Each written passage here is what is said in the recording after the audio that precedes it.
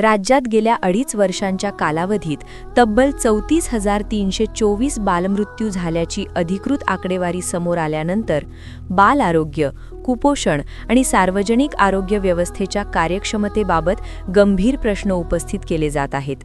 मार्च 2023 ते जानेवारी 2026 या कालावधीत राज्यातील विविध जिल्ह्यांत नोंदविण्यात आलेल्या बालमृत्यूंच्या घटनांमुळे विशेषतः ग्रामीण, आदिवासी आणि दुर्गम भागातील आरोग्य सुविधांची स्थिती पुन्हा चर्चेत आली आहे.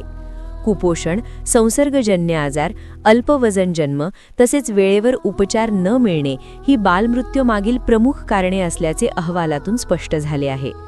उपलब्ध माहितीनुसार राज्यातील काही भागांत तीव्र आणि मध्यम कुपोषणाचे प्रमाण चिंताजनक स्तरावर कायम असल्याचे दिसून येते.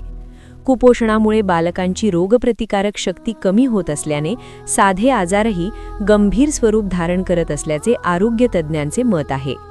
ग्रामीण भागात आरोग्य केंद्रांची अपुरी संख्या, तज्ज्ञ डॉक्टरांची कमतरता आणि वैद्यकीय सुविधा वेळेत उपलब्ध न होणे यामुळे परिस्थिती अधिक गंभीर बनत असल्याचेही निरीक्षण नोंदविण्यात आले आहे. बालमृत्यूचे प्रमाण हे कोणत्याही राज्याच्या आरोग्य व्यवस्थेचे महत्त्वाचे निर्देशक मानले जाते. नवजात शिशूंमधील मृत्यू, अकाली जन्म, मातृ आरोग्याशी संबंधित समस्या आणि पोषणाच्या अभावाचा या परिस्थितीवर मोठा परिणाम होत असल्याचे स्पष्ट झाले आहे. अंगणवाडी सेवा, पोषण आहार योजना आणि माता बाल संगोपन कार्यक्रम प्रभावीपणे राबविण्याची गरज या निमित्ताने पुन्हा अधोरेखित झाली आहे. दरम्यान, बालमृत्यू रोखण्यासाठी उच्च जोखीम असलेल्या जिल्ह्यांमध्ये विशेष मोहीम राबविणे, कुपोषित मुलांसाठी पोषण पुनर्वसन केंद्रे वाढविणे आणि प्राथमिक आरोग्य केंद्रांची क्षमता मजबूत करण्याचे प्रयत्न सुरू असल्याचे प्रशासनाकडून सांगण्यात आले आहे. गर्भवती महिलांची नियमित आरोग्य तपासणी, लसीकरण मोहिमा आणि जनजागृती कार्यक्रमांवरही भर देण्यात येत असल्याची माहिती देण्यात आली आहे.